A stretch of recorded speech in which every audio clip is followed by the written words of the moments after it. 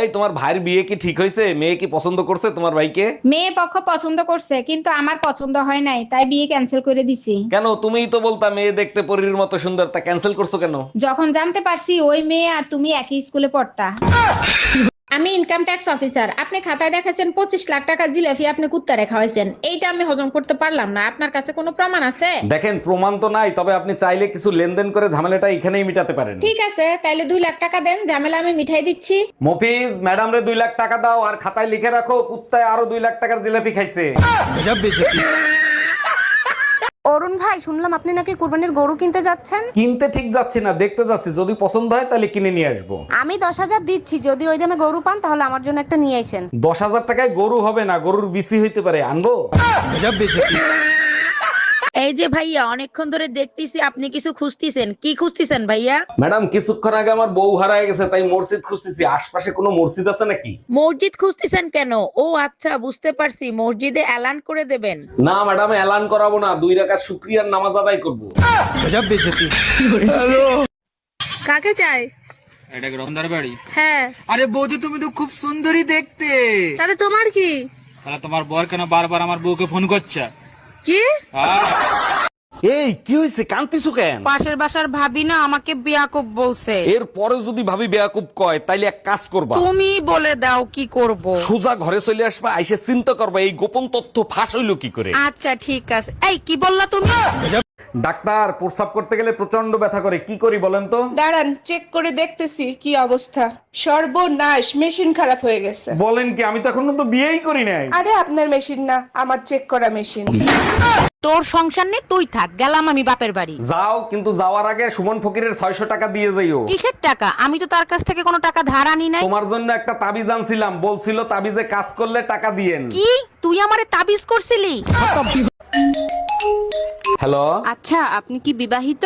জি, আমি বিবাহিত। আপনি কে? আমি তোর গার্লফ্রেন্ড, শালা দোকাবাজ। সরি বেবি, আমি ভাবছিলাম আমার বউ। আমি তোর বউই কইতে আছি, আজকে তুই শুধু বাসায় আয়।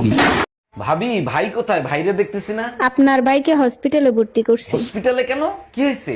সকালে হাত পা ভেঙে গেছিল। কালকে রাতেও দেখলাম ক্লাবে মেয়েদের সাথে ড্যান্স করতেছে। আমিও ডান্স করতে দেখছি। হ্যালো।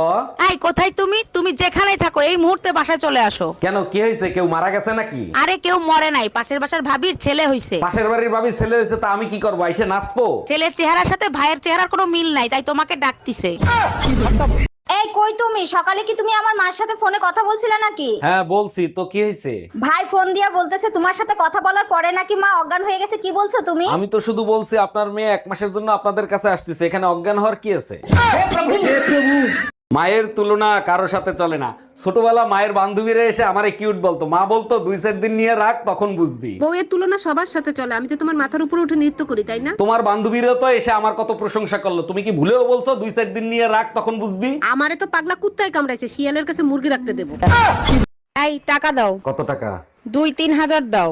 এত টাকা দিয়ে কি করবা? বাজারে জুতা, স্যান্ডেল, ঝাড়ু, খুন্তি, বেলুন উঠছে, এগুলো সব কিনতে হবে। মনে হচ্ছে অনেক রাগ হয়ে আছো। না, গত বছরে তো পুরান হয়ে গেছে, নতুন বছরে নতুনটা দিয়ে পিটাবো। ডাক্তার, আমি আপনার নামে মার্ডার কেসের মামলা দিব। মার্ডার কেসের মামলা দেবেন? আমি কারে মার্ডার করছি? আপনার ওষুধ খেয়ে আমার শাশুড়ি মারা গেছে। ওষুধ কিভাবে খাওয়াইছিলেন? সকালে 1 চামচ, দুপুরে 1 চামচ। আর রাতে ওষুধ খাওয়ার নাই কেন? কেমনে খাওয়াবো? চামচ তো ঘরে 2টাই ছিল। ডাক্তার, কিভাবে যে আপনাকে বলি, আমার খুব লজ্জা লাগতেছে। ডাক্তারের কাছে লজ্জা পেতে নেই, আপনি সব খুলে বলেন। আচ্ছা ঠিক আছে ডাক্তার, 1 মিনিট। আপনাকে মুখ খুলে বলতে বলছি, প্যান্ট খুলতে বলি নাই। এই, আমাদের বিয়ে পড়াইছে, কাজী সাহেবকে কত টাকা দিছো? কাজী সাহেব বলল চেহারা বিবেচনা করে যা মনে চায় তাই দেন। আমি শুনতে চাইছি কাজী সাহেবকে কত টাকা দিছো? 100 টাকা দিছি। আমার চেহারা এত খারাপ যে 100 টাকা দিছিস? আর কাজী সাহেব 80 টাকা ফেরত দিছে। কি? Bye bye. ভাবি, শুনলাম ভাই নাকি চলে গেছে। আর বললেন না ভাই, খুব একা একা লাগে। আপনি বলেন তো ভাইয়ের জায়গাটা আমি নিয়ে নেই। তাই নাকি? অবশ্যই নিতে পারেন। তা কখন আসবো? সকালে এসে থালা বাসন ধুয়ে দিয়েন। ডাক্তার, আমার রিপোর্টটা ভালো করে কি দেখছেন? ওর ভিতর কোনো সমস্যা নাই তো? অনেকক্ষণ ধরে তো দেখলাম, কিছু বুঝতেছি না, মনে হয় মদ খাওয়ার কারণে এরকম হইছে। বলেন কি? ডাক্তার হয়ে আপনারা মদ খান? আচ্ছা ঠিক আছে, নেশা কাটে গেলে আমার রিপোর্ট জানায়েন। এই মাতালের বাচ্চা, মদ আমি খাই নাই, তুই মদ খাইছিস দেখে রিপোর্টের এই অবস্থা। এই স্বর্ণা, আমি দোকানে গেলাম, সাবধানে থাইকো আর নিজের খেয়াল রাখো। আচ্ছা শোনো না, আমার না ঘরে একা একা থাকতে ভয় লাগে, কিছু একটা করো না। আচ্ছা ঠিক আছে, বেশি ভয় লাগলে পাশের বাড়ির ভাবিরে ডাইকে আইনো।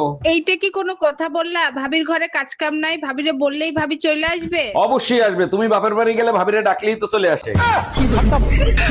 আমি আর বাপের বাড়ি থাকবো না, তুমি আজকে এসে আমারে নিয়ে যাও, এখানে প্রচন্ড গরম। গ্রামের থেকে শহরে গরম আরো বেশি, তুমি এক কাজ করো, বেশি বেশি লেবুর শরবত খাও। সব শরবত খায় দেখছি, কোনো শরবতে কাজ হয় না, তুমি এসে আমারে নিয়ে যাও। বুঝতে পারছি, আমার মাথা না খাইলে তোমার কলিজা ঠান্ডা হবে না। বৌমা, হ্যাঁ মা, বলছি ভগবান তো দুটো চোখ দিয়েছে, তাও কি চালের কাকড়গুলো দেখতে পাও না? ভগবান তো আপনাকেও 32টা দাঁত দিয়েছে, কটা কাকড় আপনি চিবিয়ে খেতে পারেন না? বৌমা কি করছো? এই তো মা, শুয়ে আছি। আজকাল দেখছি তুমি খুব টেরা টেরা কথা বলছো। পরশুদিনও বলবো।